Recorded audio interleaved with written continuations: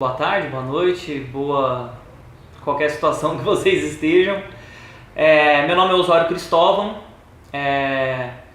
Atualmente eu estou terminando meu doutorado em música pela USP, lá em São Paulo. Fora isso, eu faço canto lírico há 20 anos. Estou na Companhia Minas, que é uma companhia de ópera, uma companhia de repertório de ópera de Ribeirão Preto, no estado de São Paulo. Entrei ali com os meus 16 anos e entrei no coro primeiro, e aí depois, gradativamente, a gente, estudando, vai para aula de canto individual, vai se aprimorando. Eu fui fazer, durante esse tempo, eu fiz primeiro Relações Públicas na Unesp, depois eu fui fazer o curso de música, a graduação de música, ou seja, fiz as duas graduações. E agora estou no meu último ano de doutorado em música. Bom, a gente veio aqui falar um pouquinho sobre dramaturgia e ópera, né? É interessante primeiro observar como foi a proposta de uma criação de ópera, né? A palavra ópera significa obra em italiano, ou seja, uma peça de teatro também é uma ópera. Quando começaram as primeiras tentativas de reprodução, de produção daquilo que a gente chama ópera hoje, eles chamavam de drama per musica, ou seja, um drama musical, né? Um drama pela música, através da música, ou drama per musica, ou fábula per musica, como os italianos chamavam. Então a ópera, como a gente conhece hoje, ela surgiu. Tem o primeiro exemplo de ópera, é o Orfeu, do Cláudio Monteverdi, de 1607. Só que ele era um veneziano, só que antes dele já haviam algumas tentativas. Então a gente tinha um círculo de eruditos, de intelectuais, em Florença. Eles se reuniam dentro da casa de um conde, do conde Giovanni Bardi. Então eles se auto-intitulavam Camerata Bardi, ou Camerata Fiorentina. E a proposta deles, na verdade, era conseguir trazer ou conseguir reproduzir um tipo de espetáculo grego, um tipo de teatro grego, onde a música teria um papel fundamental. Assim como no teatro grego, o coro, basicamente, que tinha suas intervenções, muitas vezes dando alguma lição de moral, coisa assim, que para os gregos era importante. Então eles tentavam, essa Camerata Bardi, eles tentaram formular algum espetáculo teatral unindo texto e música. Esse é o princípio, e esses são os dois pilares, claro, da ópera, como a gente conhece hoje. Claro que muita coisa mudou, né? Muita coisa da proposta da escrita literária, do texto, mudou, assim como muita coisa da música em si, da teoria musical, também mudou. Então vamos lá. Pode falar desses dois pilares, do libreto e da música. Isso. Bom, na ópera, nesse mundo operístico que a gente vive, o texto literário, na verdade, é um texto dramático, onde você tem as falas das personagens, ou monólogos, ou diálogos e por aí vai. E na ópera, a gente chama esse texto de libreto, ou seja, a gente não chama de texto dramático, a gente chama de libreto.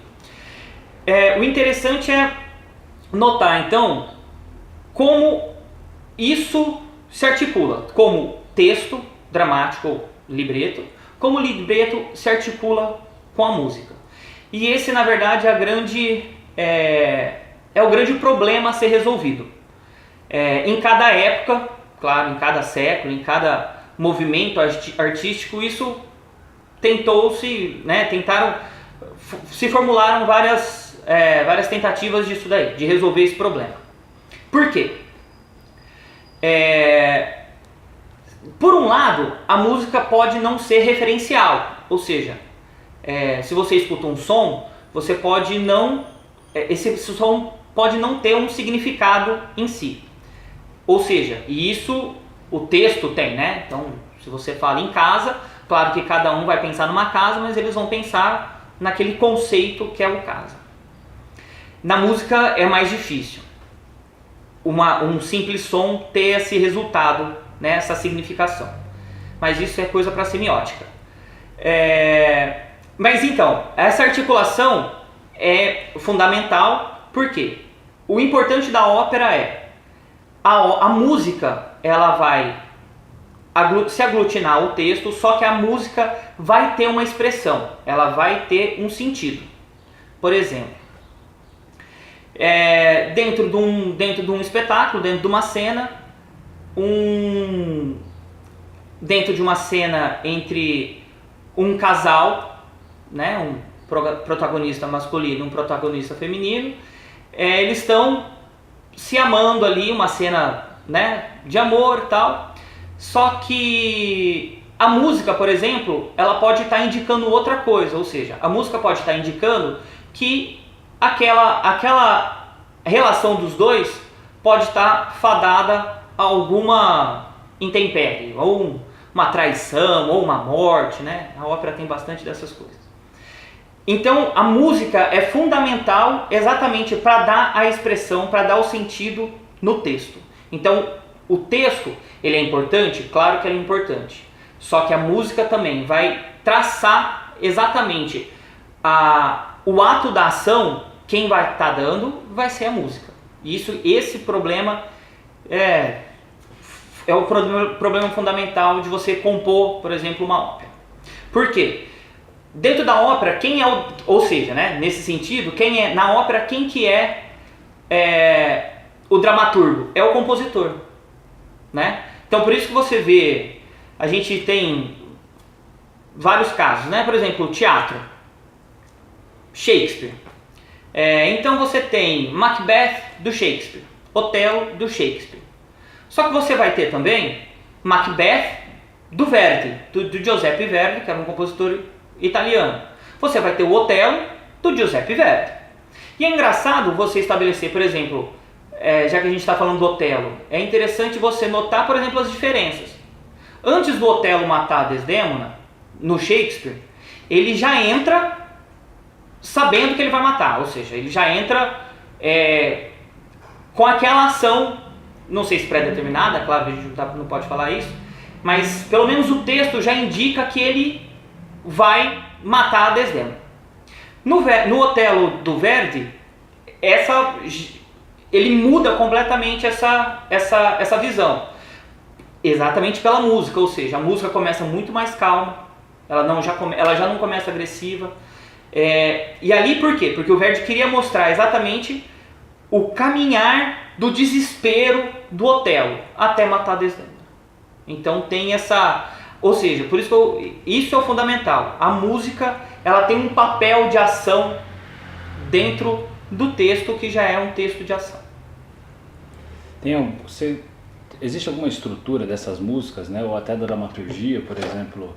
Na primeira parte, geralmente, é uma parte mais leve, mais suave, vai apresentar os personagens, depois apresenta o conflito. Existe alguma linha para um compositor, no caso, poder pensar numa dramaturgia de ópera? Existe alguns casos, por exemplo, como eu falei,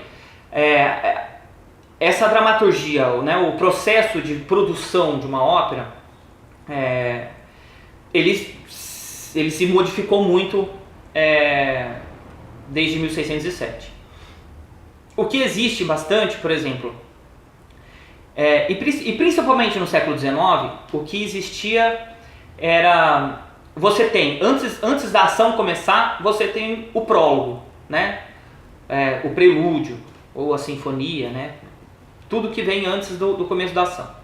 E o compositor, exatamente nesse espaço de tempo onde a orquestra está tocando, e só a orquestra está tocando, muitas vezes no século XIX, o próprio compositor ele já escrevia alguns temas, que esses temas eram a representação dos personagens. Ou seja, então a gente pode pegar uma ópera como o Pagliacci, né? Os Palhaços do Leoncavallo, do Ruggiero Leoncavallo. Antes do ator, do barítono, né? Que ele começa com o barítono. Antes do barítono entrar e cantar a área do prólogo, você tem toda uma parte orquestral onde todos esses temas, os temas de cada personagem e de não só de personagem, mas de algumas situações, temas de situações, vão ser apresentados, né? Ou seja, isso é importante porque isso veio como, né? Como eu falei, isso era uma prática do século XIX. A partir do Richard Wagner, que era um compositor alemão, ali da metade de 1840 para frente, o Richard Wagner ele concebia a ópera dessa forma. Ele concebia a ópera com leitmotivs, ou seja, motivos que lideram ou que apontam para algumas situações. Então você tem o leitmotiv do mocinho, você tem o leitmotiv da mocinha, você tem o leitmotiv do vilão e você tem, por exemplo, o leitmotiv do beijo. Em Tristão e Isolda, do Wagner, você tem o leitmotiv do beijo do Tristão com a Isolda. Então, todo momento que aparece esse tema,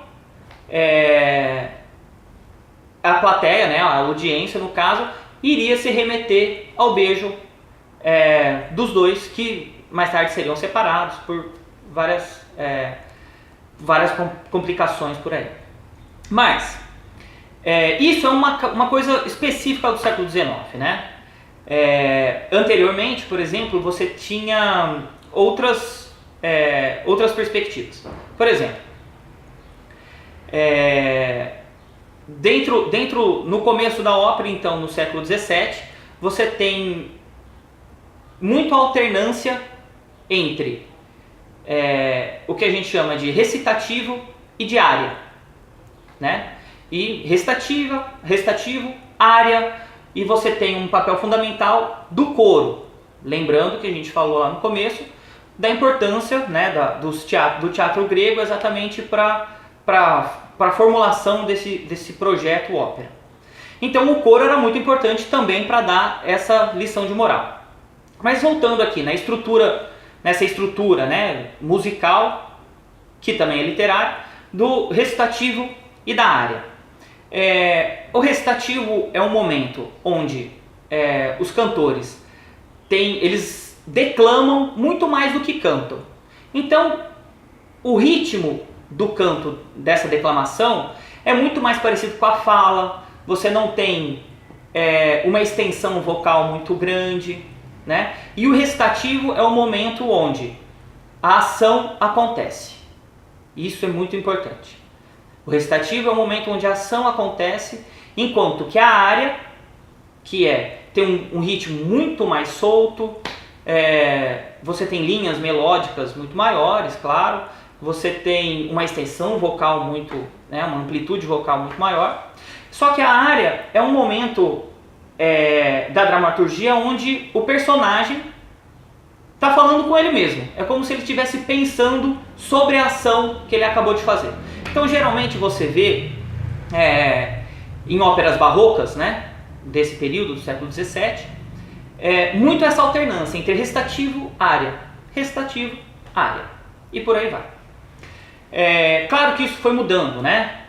Já no século XVIII você tem bastante duetos, ou seja, já são momentos onde você ainda tem recitativo, trechos em recitativo, onde provavelmente duas personagens estão conversando, e depois você tem duetos, onde é um momento onde a música é muito mais livre, muito mais solta, e eles estão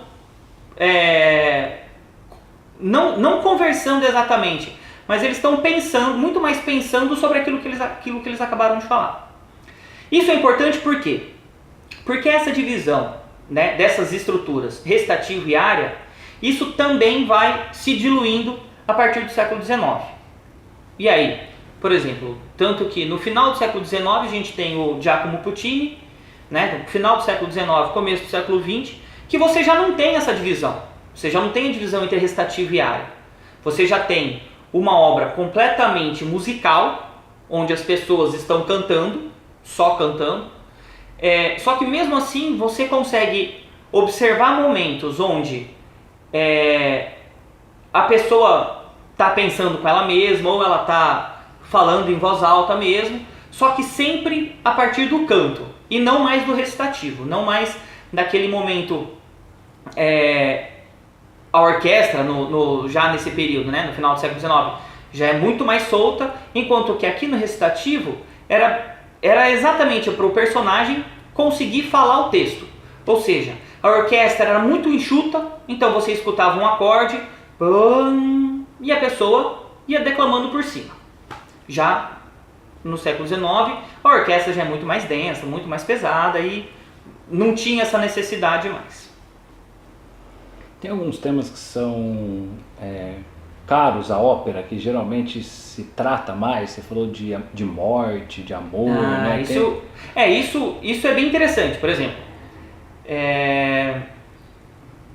Os temas, a gente tem uma divisão bem clara, né? Então, no Barroco, no começo, quando a ópera surge, e até mais ou menos 1720, 1730, né, quase meio do século XVIII, a predominância, a grande predominância, na verdade eu acho que não tem outro exemplo, né, fora disso. O grande tema eram temas mitológicos, né? Então, você tem, como eu falei, a primeira ópera, Orfeu, o mito do Orfeu, né? A pessoa que conseguia persuadir as pessoas, as coisas, os animais, as pedras, as árvores, a fazerem aquilo que ele queria. Então são temas mitológicos. Aí, a partir do século XVIII, você vai tendo uma mudança de tema. Então você vai tirando um pouco dessa questão mítica e você vai trazendo um pouco para o cotidiano das pessoas. O cotidiano é interessante por quê? Porque ali, já no século XVIII, você vai estar tratando do quê? Do nobre e do camponês. Isso, claro, com a influência muito grande do iluminismo, né? Das práticas iluministas que estão surgindo aí no começo do século XVIII, né? De 1720 para frente. Você tem ali uma desconstrução daquilo que a nobreza era, daquilo que a religião era. Então isso vai para a ópera também. Bom, então a gente tem como exemplo de temas, né, de óperas que já trazem essa herança do iluminismo, duas óperas do Mozart. A primeira, As Bodas de Fígaro, e a segunda, o Dom Giovanni. Nas Bodas de Fígaro é super interessante ver como os camponeses manipulam a nobreza. Ou seja, imagina para um nobre ver que um camponês está manipulando ele. Eu acho que eles não iam gostar muito, né, desse tema. Mas isso daí começou a acontecer. No Dom Giovanni já é muito mais escrachado, ou seja, no Dom Giovanni o Mozart ele já mostra a indecência que era o Dom Giovanni, né? O crápula que ele era, com suas atitudes e por aí vai, com a sua perversidade e entre outras. Então, ou seja, são temas que já vão exatamente quebrando um pouco daquele status quo, né, estamental, dentro de uma sociedade do antigo regime, né, do absolutismo. Ou seja, quebrando exatamente a nobreza. E daí por diante, ou seja, isso, o Dom Giovanni, se eu não me engano, acho que é de 1789, 1790, alguma coisa assim, 91, por aí. Em contrapartida, já na virada do século, já perto de 1800, 1810, 1820, por aí, você já tem, por exemplo, uma assimilação total desses temas, ou seja, de temas de cotidiano, né? De temas de trabalhadores, de pessoas que de certa forma, de dentista, ou de médico, ou da mocinha com o mocinho, e onde você tem, por exemplo, uma figura cômica, que é o Barbeiro de Sevilha do Rossini. Você tem o barbeiro, né, o Fígaro, uma pessoa extremamente comum, tá? Ele não é nobre, ele não é nada, e ele é ele é o personagem que move a ação. De um lado, ele move a ação para o casal de mocinho e mocinha ficarem juntos. Do outro lado, ele vai, de uma certa forma, sacaneando o médico corrupto, o padrasto que queria casar com a menina só para pegar o dinheiro da herança dela e por aí vai. Ou seja, a importância desse tema, né, do tema de uma pessoa comum sendo o articulador dessas ações. A partir disso, a gente já tem o temas, né, nesse desenvolvimento de temas dentro da ópera. Você já tem as vertentes do naturalismo, do realismo, você já tem, e uma muito específica na Itália, que é o verismo. Ou seja, o verismo vem do vero, né, que seria a verdade, que eles são temas que trazem exatamente, tentam trazer, ou tentam simular, o que acontecia no cotidiano de pessoas simples. Então, como eu falei, no Pagliatti do Leoncavallo, o que é ali? É uma trupe circense itinerante. Essa trupe chega numa cidade, numa vila, e nessa vila, a mocinha da trupe, ela tem um amante nessa vila. Então, você tem ali todo aquele momento da chegada da trupe, a cidade toda alvoroçada pela chegada da trupe, que vai ter o espetáculo circense. Aí você tem um momento onde a mocinha fica com o mocinho ali, né, com o amante dela. Por que amante? Porque ela é casada com o dono da trupe. E ali você tem, de uma forma trágica, o marido dela, o Cânio, fica sabendo desse amante. E no meio do espetáculo, ou seja, eles vão para o espetáculo, no meio do espetáculo, o Cânio mata a Neda, né, a mocinha, e depois mata o amante. Ou seja, são temas chocantes, assim, né? Você tem o Pagliatti do Leoncavallo, que vai nessa linha. Você tem Cavalaria Rusticana do Mascagni, que também vai por essa linha. Depois você já tem, isso é por volta de 1860, 1870. Depois disso, como a gente falou, do Puccini, você já tem temas...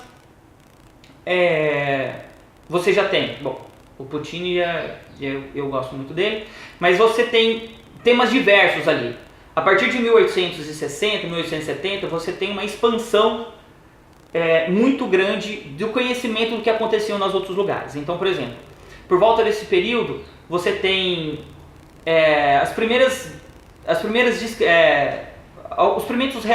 relatos, por exemplo, do que acontecia na China no século, sei lá, que século? No século XV. Então, por exemplo, o Puccini, ele tem várias óperas que vão tratar desses temas completamente diferentes, ou seja, vai tratar o Turandot vai falar sobre a China. Madame Butterfly vai tratar de temas do Japão, ou seja, né, vamos procurar, o Puccini procura coisas bem extremas, assim, né, bem estrangeiras, né. Mas também busca temas do mal do século, né, da virada do século, ou seja, morte por tuberculose, né. Então você tem a La Bohème, que a mocinha morre no final ali de tuberculose, por aí vai.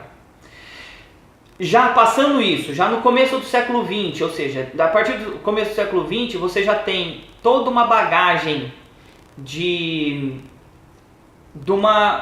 um cientificismo da psiquiatria. Então você tem, ou seja, né, Freud, Jung e por aí vai. E você tem o Berg falando, exatamente tratando sobre essas psicoses de um personagem. Ou seja, já é completamente outro tema, né? De uma maneira bem específica o Berg trabalha isso.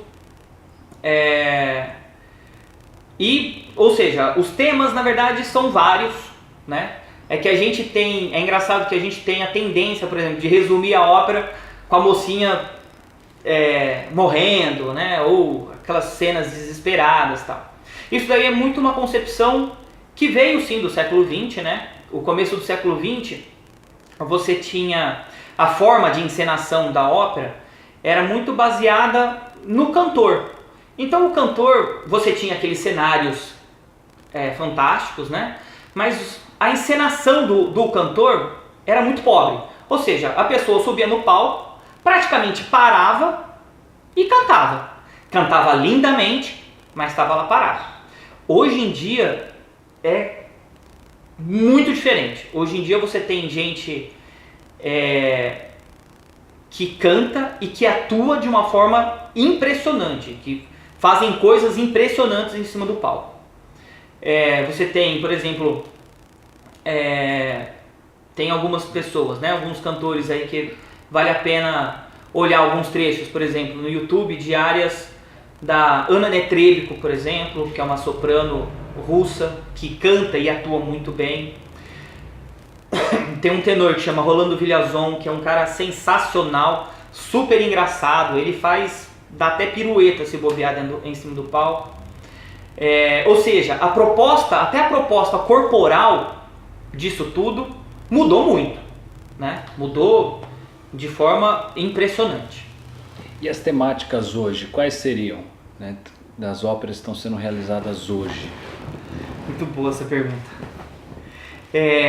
Muito boa essa pergunta. Bom, essa pergunta ela toca num problema... Só corta o da minha pergunta, eu vou tentar tirar. Falar assim, os temas de hoje e tal, se for falar disso. Tá, então eu vou falar de outra forma, peraí.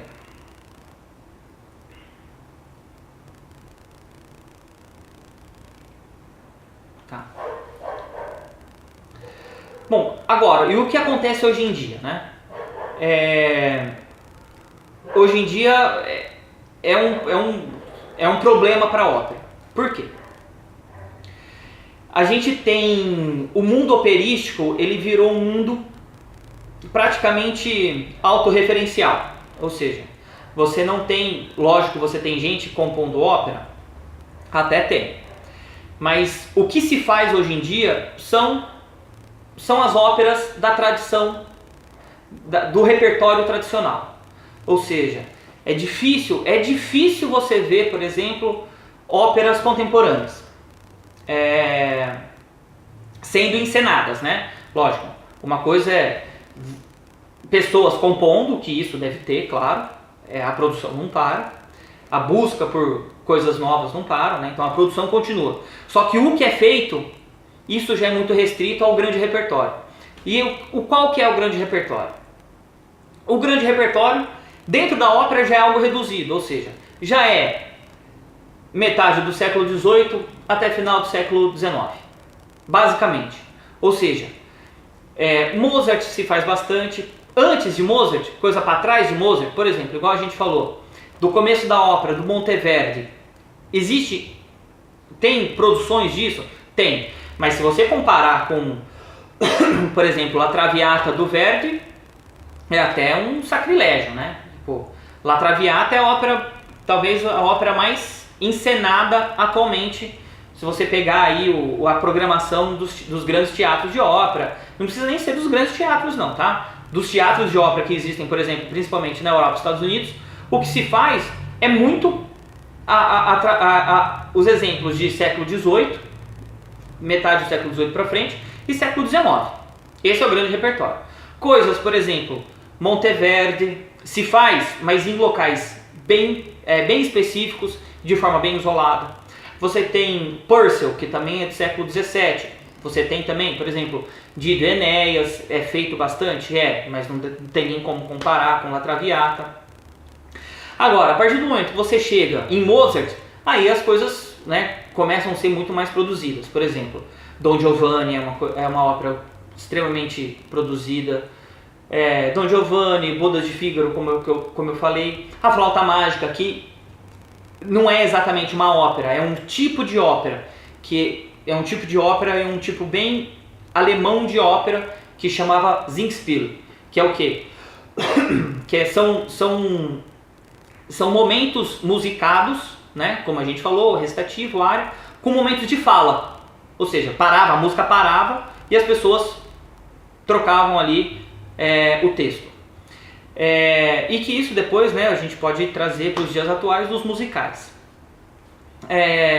Então hoje, o que é feito grande parte do repertório do século XIX e final do século XVIII, como La Traviata, Carmen, Rigoletto, Barbeiro de Sevilha, do Rossini e por aí vai, né? Mesmo coisas do século XIX que são mais difíceis, por exemplo o caso do Wagner, que são óperas muito pesadas, você tem, claro, você tem ali produções disso, mas também são produções bem isoladas e são produções como se fosse um evento mesmo, uma festividade. Tanto que, por exemplo, o Wagner ele compôs uma tetralogia, né? Ele fez igual o Tolkien, né? Fez com o Senhor dos Anéis, só que ele fez 4 óperas que são ligadas, né? Que é a tetralogia dos Anéis, né? O ciclo dos Anéis. Se você juntar todas elas, dá mais ou menos 16 horas de música. Ou seja, eles não fazem isso sempre, né? Tem um festival na cidade do Wagner, na cidade natal do Wagner, onde ele está enterrado, que chama Bayreuth. Ali o Wagner, todo ano tem um festival, o Festival de Bayreuth, que eles fazem as 4 óperas, mas, ou seja, é uma situação bem específica, não é também corriqueiro, né? Não são produções corriqueiras. Vocês devem estar se perguntando, bom, mas e agora como a gente poderia propor, né, tentar colocar a mão na massa e tentar escrever uma ópera? Bom, primeiro, você precisaria escrever um texto dramático, como eu falei, o libreto é um texto dramático.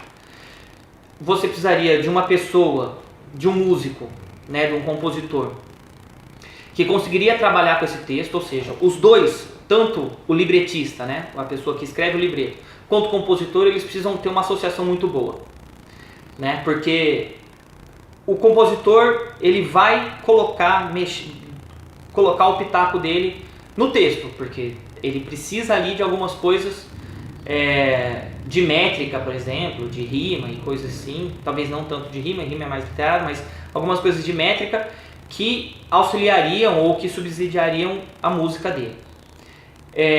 Tanto que essa parceria libretista e compositor é bem interessante também. Por exemplo, a gente falou do Mozart.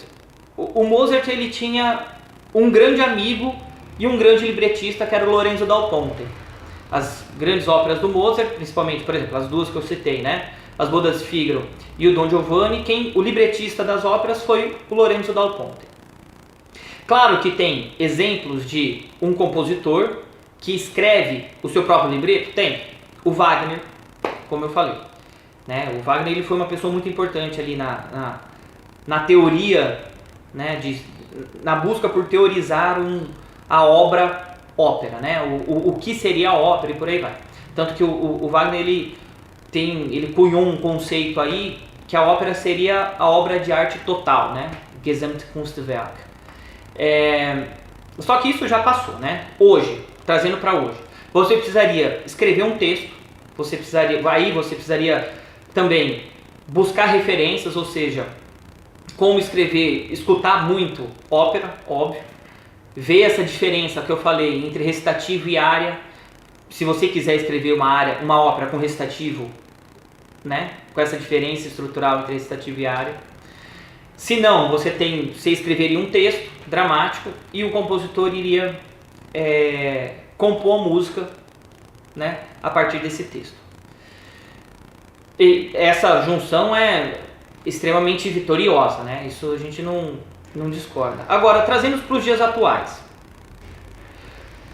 o que tem, apesar de você ter uma queda, principalmente aqui no Brasil, né? De uns anos para cá a gente vê isso bastante, principalmente de 2004 para cá. Vamos arredondar, desde 2000 para cá a gente tem uma grande produção de musicais, né? Em São Paulo, por exemplo, vários musicais. São Paulo, Rio e por aí vai. O musical, por exemplo, ele é um tipo de ópera, né? É uma música composta em cima de um texto. O musical ele vem de um tipo bem específico de espetáculo musical. O musical, né? O musical vem de um tipo específico de ópera, de um inglesa chamada Balada ou Vaudeville na França, né? Que eram espetáculos menores. Eles eram mais simples, né? Agora, hoje em dia, o musical é tudo menos simples, né? Hoje em dia, a complexidade do musical é muito, né? É bem grande, né? Assim como a ópera, claro. Agora, a diferença musical que eu vejo, por exemplo, o musical você acaba utilizando dentro da música muitas referências e muitos elementos de uma música que a gente poderia dizer que seria mais popular, ou seja, você tem... E não é só uma questão de orquestra, de orquestração, ou seja, a utilização de guitarra ou saxofone, né? Na ópera, nessa ópera tradicional que a gente chamou, a orquestra não tinha guitarra e por aí vai, né? Guitarra, baixo, por aí vai. Já o musical tem, você tem uma base, né? Você tem uma banda ali, bateria, guitarra, baixo, teclados e por aí vai. Só que no musical você tem também toda a orquestra, né? Violinos, violoncelos, violas, contrabaixos e por aí vai. Todos os naipes de sopros. Só que o musical ele consegue ser talvez mais acessível pela própria linguagem dele, pela própria linguagem musical, ou seja, você não tem... Quando a gente escuta uma música, qualquer música aí, tá? Que toca na rádio, por exemplo, você reconhece fácil uma melodia, você reconhece que aquela melodia está repetindo, né? Em determinadas estrofes ou em determinados versos. E o musical, ele se apropriou disso, ou seja, ele é mais fácil nesse sentido, ou seja, não que ele é menor. Ele é mais fácil porque você consegue identificar estruturas melódicas que são mais recorrentes, vocês conseguem identificar estruturas harmônicas que são mais recorrentes, ou seja, ele puxa muito mais para aquilo que a gente pode escutar na rádio, né? Você tem musicais sensacionais, né? Você tem um que eu gosto muito, mais do que o Fantasma da Ópera, né? Do Sondheim, eu gosto muito do Jesus Christ Superstar, que é extremamente um rock and roll.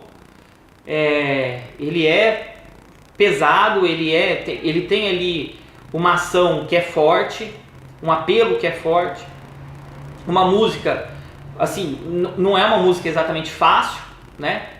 Mas você consegue estabelecer, por exemplo, recorrências. E o que na ópera, principalmente nessa ópera tradicional, era mais difícil de ter. Essa eu acho que é um pouquinho da diferença. Ou seja, um é mais... Eu não gosto muito dessa palavra popular, mas você tem alguns elementos que são mais identificáveis no musical do que na ópera. Então o musical, ele tem essa vertente que é uma vertente um pouco mais de entretenimento, né? Que é uma contrapartida da ópera, né? A ópera, principalmente no século XX, ela foi extremamente elitizada, né? Então quando você pensa em ópera, você pensa em pessoas ricas indo em teatros, vendo pessoas gordas cantando. Basicamente isso. Essa é a grande imagem que as pessoas têm de ópera. Que não é o caso, né? Ou seja, como eu falei, os atores e cantores que fazem o espetáculo de ópera hoje são extremamente versáteis, né? E o público tem que ser também, ou seja, você não pode ficar preso nessas concepções. O interessante talvez para você que está aí escutando a gente, buscar meios então, na hora da escrita de uma peça, de um libreto, por exemplo, tentar trazer coisas que quebrem esse estigma, né? Dessa elitismo, né, da ópera. Porque, por exemplo, o musical, claro, ele é super interessante, ele é rápido, ele é midiático, só que a ópera ela vai trazer outros elementos para você, né? Você vai poder entender um pouco dessa relação texto e música que na ópera é muito muito mais forte do que no musical, né? Então, como eu falei no começo, você percebe uma certa ação sendo feita, só que a música está levando para outro lado. Ou seja, a partir do momento que você conseguir reconhecer isso, a ópera se torna, né? Você vai tirando várias camadas aí, né? Desse entendimento desse tipo de espetáculo. É um espetáculo sensacional por trazer tudo isso, né? Por trazer exatamente artes cênicas, ou a literatura, né? A arte de escrita. Você traz arquitetura, traz artes plásticas, traz a música, tudo isso conjugado, né? Tudo isso articulado. Então a ópera deem uma chance à ópera. Vão, pesquisem, escutem bastantes exemplos, vários compositores de diversos períodos, vejam como as coisas vão se modificando. Isso é muito interessante perceber na ópera. E para quem quiser conhecer mais a ópera, eu sei que em vários centros, em vários centros existem grupos que trabalham exatamente com a formação de público para esse tipo de espetáculo. Trabalham com... a gente faz óperas estúdio, que consiste em quê? Você pega a ópera é um espetáculo longo, geralmente é um espetáculo longo, você reduz, você seleciona os principais trechos e você liga esses trechos com teatro, né? Com diálogos e por aí vai, com alguma ação falada. Isso daí é importante para quê? Lógico, para a formação de público, para as pessoas conhecerem, terem o primeiro contato com esse tipo de expressão artística, que eu sei que é difícil, por exemplo, você logo de cara pegar uma ópera que dura 3 horas. Claro que é difícil. Se você vai num cinema e tem um filme de 3 horas, já é difícil.